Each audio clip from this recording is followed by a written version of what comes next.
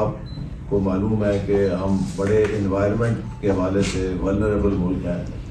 2 سال پہلے $30 ارب کی مار پڑی ہے اور مستقبل میں کہا جاتا ہے کہ مزید ہم مقابلہ کر سکتے ہیں ایسے ہی حوادث کا. وہ سیلاب کی صورت میں بھی ہو سکتے ہیں, وہ خشک سالی کی صورت میں بھی ہو سکتے ہیں. تو ہمیں اپنے اندر فوڈ اینڈ واٹر سیکیورٹی کے لیے تیاری کرنی ہے تاکہ جب پانی نہیں ہوگا تو ہم پانی کو کیسے ذخیرہ کر سکتے ہیں, اور جب پانی فاضل ہوگا تو ہم اس کی تباہی سے کیسے بچ سکتے ہیں.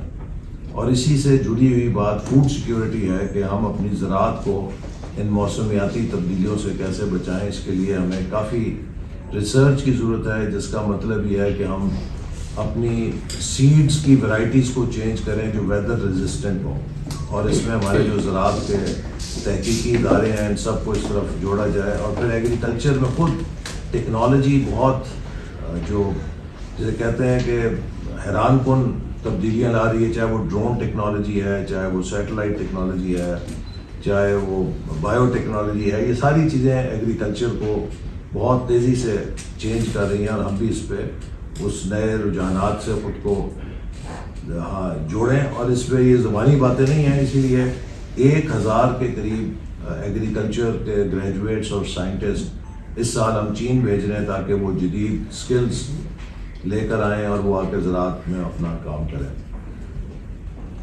جو چوتھا ای ہے اس کا تعلق ہے انرجی اور انفراسٹرکچر سے.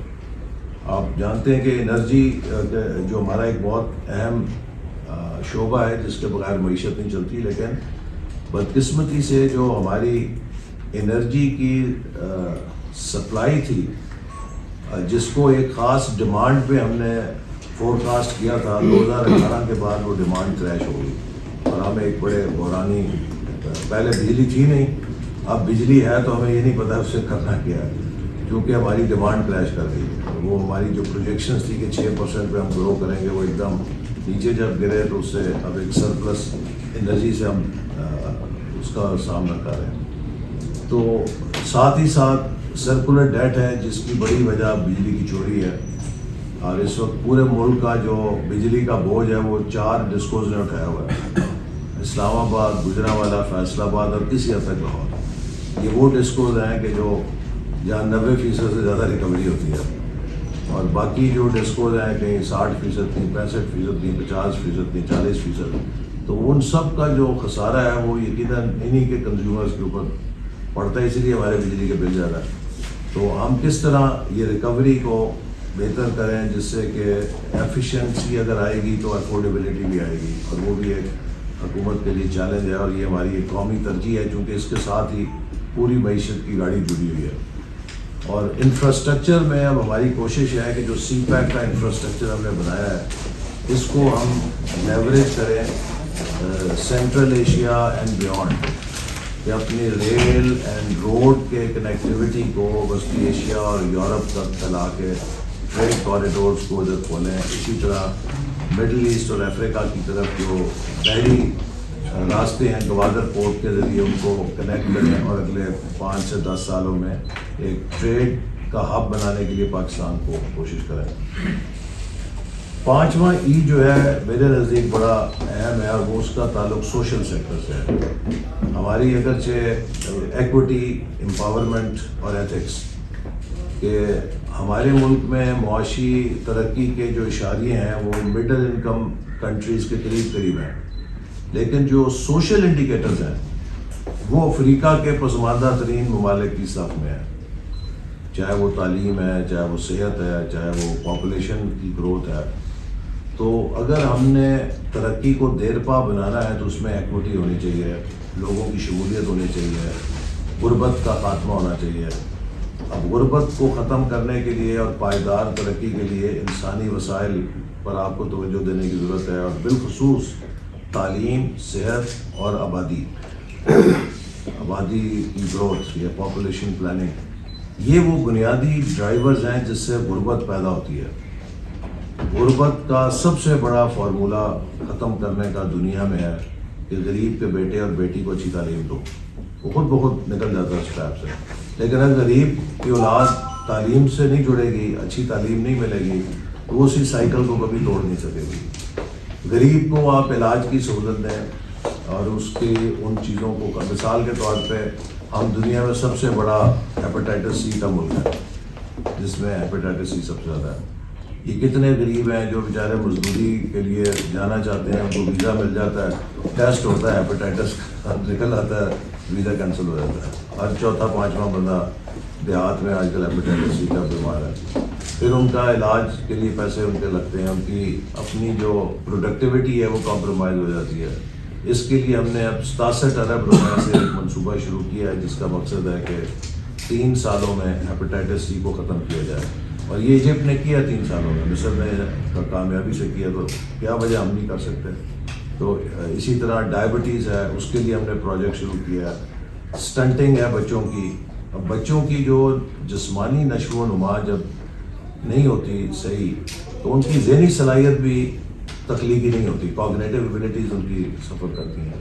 تو اب جب ہم کہہ رہے ہیں کہ ہم ایک ڈیجیٹل ریولوشن انوویشن ایج کے اندر ہیں, تو آپ دیکھیں کہ اگر 40% بچے آپ کے کوگنیٹو ایبلٹیز ان کی پوری ڈیولپ نہیں ہے, تو کہاں سے انوویشن آئے گی نیشن کے اندر. تو ہمیں ان چیزوں کو ایک ایمرجنسی کے طور پہ ٹریٹ کر کے ہر حکومت سے یہ پوچھنا چاہیے کہ جی آپ نے ان مسئلوں پہ کیا کیا. لیکن اکاؤنٹیبلٹی شام کو جو ٹاک شوز میں ہماری ہوتی ہے, وہ بجائے یہ کہ تو یہ کیا تھا, میں وہ کیا تھا, تو فلانا تھا, میں ڈھمکانا, یہ وہ ایشوز ہیں جن پہ ہمارے مستقبل کا انحصار ہے. کہ آج صوبائی حکومتیں بتا دیکھیں دنیا میں, آپ مجھے بتائیں کوئی ایک ملک آپ بتائیں کہ جس نے ترقی کی ہے اور اس میں شرح ترقی 90% سے کم ہے. کوئی ایک ملک بتا دیں. دس از اے نیسیسری کنڈیشن. پہلے آپ یہ پاسپورٹ لیتے ہیں, پھر آپ ترقی کی دوڑ میں کامیاب ہوتے ہیں. ہر کامیاب ملک نے 90% شرح خواندگی حاصل کی ہے. ہماری شرح خواندگی 60% ہے. میرا خیال ہے کہ اس پہ ہونا چاہیے محاسبہ کہ ہر صوبائی حکومت کیا کر رہی ہے اپنے صوبے کے اندر خواندگی کو بڑھانے کے لیے. کوئی دنیا کا ایک ملک ایسا نہیں ہے کہ جو اس نے ترقی کی ہو 100% پرائمری انرولمنٹ حاصل کیے بغیر. وہ سب جو جتنے ملک ہیں پہلے بچوں کو اسکولوں میں لے آنے میں کامیاب ہوتے ہیں, پھر ترقی یافتہ بھی ہو جاتے ہیں. ہمارے یہاں 2.5 کروڑ بچے اسکولوں سے باہر ہیں. میرا خیال ہے اس پہ بحث ہونی چاہیے کہ کون سا صوبہ کیا کر رہا ہے کہ ان کے بچے, سب سے پہلے کس صوبے کے بچے اسکولوں میں آئیں گے, یہ آپ نے کیا کیا اس بارے میں, اس کے اوپر مباحثہ ہونا چاہیے. ہم نے 30 سال تک پاپولیشن کی بریک پہ پیر رکھا ہوا تھا. آخری جو مردم شماری ہے اس نے بتایا کہ 2.44 سے اب بڑھ کے 2.5 ہوگی, یعنی کہ ہم نے ایکسیلریٹر پہ پیر رکھ دیا آبادی بڑھانے کے. اب آپ مجھے بتائیں کہ 2.5% اگر آپ کی پاپولیشن گروتھ ہے اور 2.5% آپ کی ترقی ہے, تو actually you are zero growth. آپ کی گروتھ کینسل آؤٹ ہو جاتی ہے نا. سو میرا خیال ہے اب ملیشیا ہے, ترکی ہے, سعودی عرب ہے, ایران ہے, بنگلہ دیش ہے, سارے مسلمان ملک ہیں, ان کے لیے تو کوئی دین اسلام کو خطرہ نہیں ہوا پاپولیشن پلاننگ پروگرام سے. تو ہمارے یہاں ہمیں کیا مسئلہ ہے, ہم کو اسپیشل مسلمان ہم نے پورا اس پہ زور دیا ہوا ہے آبادی بڑھانے پہ. لیکن کسی ملک نے اس high growth rate of population کے ساتھ انسانی تاریخ میں ابھی تک ترقی کی کوئی مثال نہیں ہے.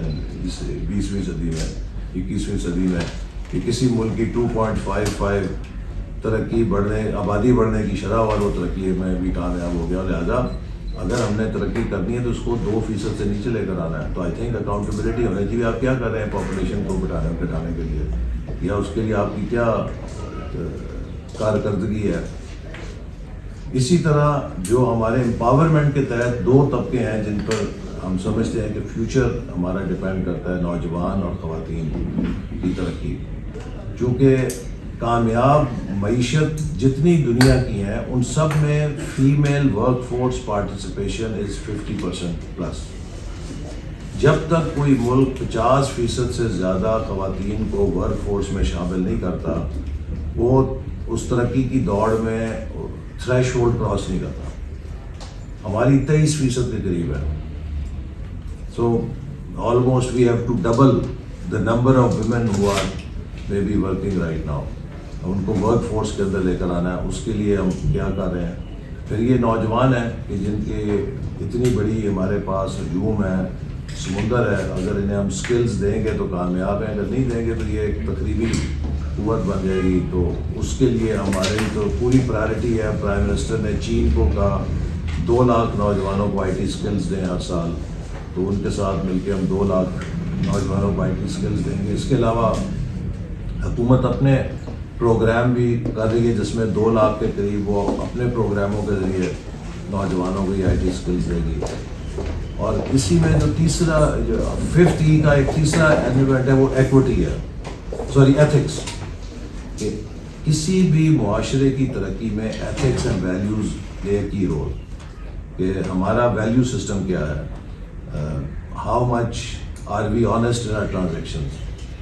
اب آپ دیکھیں کہ وہ میں اکثر کہتا ہوں کہ یہاں پہ آج ڈینمارک میں کوئی خدا نہ خواستہ نعوذ باللہ توہین کر دے اسلام کی کسی تعلیم کی, تو ہم یہاں پہ اپنے بسیں جلا دیتے ہیں, سب کچھ کرتے ہیں, جی توہین رسالت صلی اللہ علیہ وسلم ہو گئی ہے. تو آپ مجھے بتائیں کہ پنڈی اسلام آباد میں آپ میں سے کوئی ایک دکان دے سکتا ہے کہ جہاں پہ دودھ کا خالص گلاس آپ کو مل جائے, جبکہ نبی پاک صلی اللہ علیہ وسلم نے کہا کہ جو ملاوٹ کرتا ہے وہ ہم میں سے نہیں. تو یہ توہین رسالت نہیں ہے. ہمیں کہا گیا کہ بھی صفائی نصف ایمان ہے. آپ کسی گلی میں چلے جائیں, محلے میں چلے جائیں, بازار میں چلے جائیں, لگتا ہے کہ ہمیں تعلیم دی گئی کہ گندگی نصف ایمان ہے. تو یہ جو ایتھکس سائڈ ہے ہماری وہ, اور پرٹیکولرلی اس میں جو سیوکس ہے وہ ہمارے نصاب سے بھی پتہ نہیں کب نکالی گئی, اور جس کو اب ہم دوبارہ لے کر آ رہے ہیں. اس نے ایک ایسی نسلیں پیدا کر دی ہیں ہماری کہ جن کو کوئی سیوک ڈیوٹیز کی سینس نہیں, کوئی اجتماعی ذمہ داریوں کا احساس نہیں, اور ہم سب ایک ہجوم سا بن گئے ہیں. اگر آپ سڑک پہ چل رہے ہیں تو 90% آف دا ٹائم آپ کو اوورٹیک رانگ سائڈ سے کرنا پڑے گا, کیونکہ جو گاڑی چلانے والا ہے وہ رائٹ لین کو سمجھتا ہے کہ یہ سلو موونگ لین ہے. جیسے میں اکثر یہ کہتا ہوں کہ ہمارے ہر ملک کا ڈرائیور جو ہے لگتا ہے کہ امریکہ سے لائسنس لے کر آیا ہوا, کیونکہ امریکہ میں رائٹ لین سلو موونگ لین ہوتی ہے. تو آپ موٹر وے پہ بھی جا رہے ہیں تو وہ جو اپنا 180 پہ جا رہا ہے, رائٹ لین پہ جا رہا ہے, آپ اسے لائٹیں دیں گے, ہارن دیں گے, نہیں ہلے گا. اوور سائڈ سے اسے اوورٹیک کر کے تھوڑا سا ہارن دیں گے تو آپ کو گھورے گا, بدتمیزی کی ہے. پھر اگر چھوٹی چھوٹی یہ دیکھیں یہ چیزیں ہیں کہ جن سے نیشن کی ہیبٹس اور ویلیوز بنتی ہیں. میں جب بھی واپس آتا ہوں باہر سے تو جہاں ایئرپورٹ پہ سامان ہم نے اکٹھا کرنا ہوتا ہے ادھر 2-4 بندوں سے مکالمہ ضرور ہوتا ہے. جو ہی وہ سامان اکٹھے کرنے والی جگہ پہ آئیں گے, جیب سے ماچس نکالی, سگریٹ نکال لیا. میں کہتا ہوں کہ یار وہ دیوار پہ دیکھے کیا لکھا ہے, ہاں جی نو اسموکنگ. میں کہ کیا کر رہے ہو, میں کہا دبئی کے ایئرپورٹ پہ تو نے سگریٹ پیا. وہی چھڈو ہی اپنا ہی ملک ہے نا. تو میں اپنا ملک کا مقصد یہ ہے کہ آپ اپنے ملک میں قانون توڑیں اور اپنے ملک میں. تو یہ جب تک یہ بھی ایک بڑا سوشل انجینئرنگ بھی چیلنج ہے کہ ہم اس کو کس طرح سے اپنے رویوں کو پرو ڈیولپمنٹ کریں. جن ممالک نے ترقی کی ہے انہوں نے کچھ خاص ویلیو سسٹم کھڑا کیا ہے جس میں آنیسٹی بھی ہے, جس میں انٹیگریٹی بھی ہے, اس میں ٹیم ورک بھی ہے, آپس میں کولیبریشن کرنے کی بھی صلاحیت ہے. اب آپ یہ دیکھیں کہ ہماری جو گروپ ڈائنامکس ہے دنیا میں, آپ سب حج عمرہ کرنے گئے ہوں گے زیادہ تر لوگ, ملیشیا, انڈونیشیا, ایران, ترکی, مصر, افریقہ, ہر ملک کا گروپ آپ کو نظر آئے گا وہاں پہ. اگر کبھی نظر نہیں آئے گا تو کوئی پاکستانی گروپ منظم طور پہ عبادت کرتا نظر نہیں آئے گا. ایک خاندان کے 6 لوگ جو ہیں جب طواف شروع کرتے ہیں نا تو وہ یہ کہہ کے کرتے ہیں کہ اچھا 7ویں طواف کے بعد کہاں پہ ملنا ہے. وہ ان 7 چکروں میں بھی خود کو اکٹھا نہیں رکھ سکتا. لیکن وہ آپ انڈونیشیا, ملیشیا کے دیکھیں وہ 200-250 ترکیوں کے گروپ ہوتے ہیں. جیسے جس حالت میں پہلے طواف میں ہوتے ہیں اسی حالت میں آخری طواف میں نہیں ہوتے ہیں. تو واٹ ڈز اٹ انڈیکیٹ کہ we have very poor group dynamics in our society.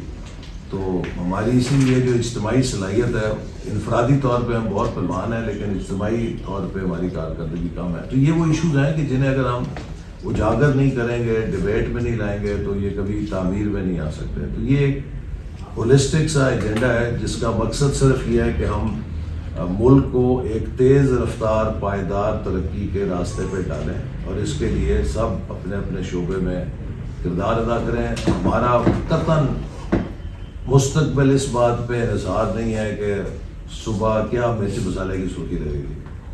آپ کو میں بتاؤں، میں تعلیم کے اوپر جتنی مرضی اہم بات کروں، اگر اگلے دن وہ آدھے کالم کی خبر بھی لگ جائے تو بڑی بات ہے.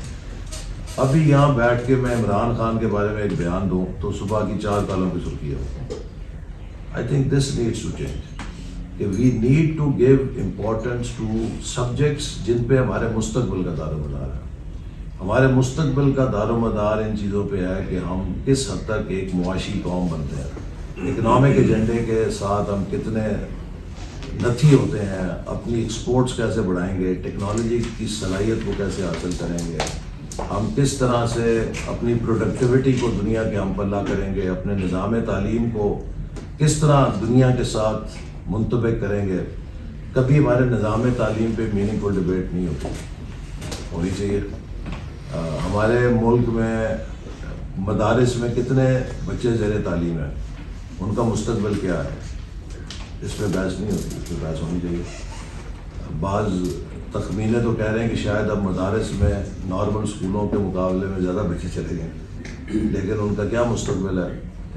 کیا وہ سارے امام مسجد بنیں گے یا کچھ اور بھی کام وہ کریں گے؟ اتنی مساجد کہاں سے بنیں گی؟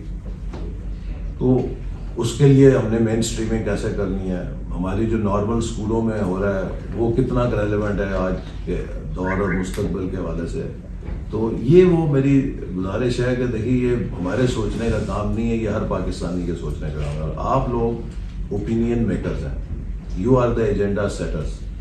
سو آپ یقیناً آپ نے اخبار کو بھی چلانا ہے، ٹی وی کی ریٹنگ بھی رکھنی ہے، لیکن تھوڑی تھوڑی اس میں جو سپیس ہے اس ڈیولپمنٹ کے ایجنڈا کو بھی دینا شروع کریں تاکہ ہمارا مزاج بدلنا شروع ہو. جب تک ہم اپنا مزاج نہیں بدلیں گے شاید یہ ساری چیزوں کے اوپر ہماری کامیابی بھی بڑی مشکل ہوگی. تو اس لیے آپ سے اس گفتگو کا مقصد یہ تھا کہ یہ شیئر بھی کی جائے اور آپ سے تھوڑی رائے لی جائے کہ آپ ہماری رہنمائی کریں کہ اس ایجنڈا کو کامیاب کرنے کے لیے ہم کیا کر سکتے ہیں اور کس طرح مل کے کام کر سکتے ہیں.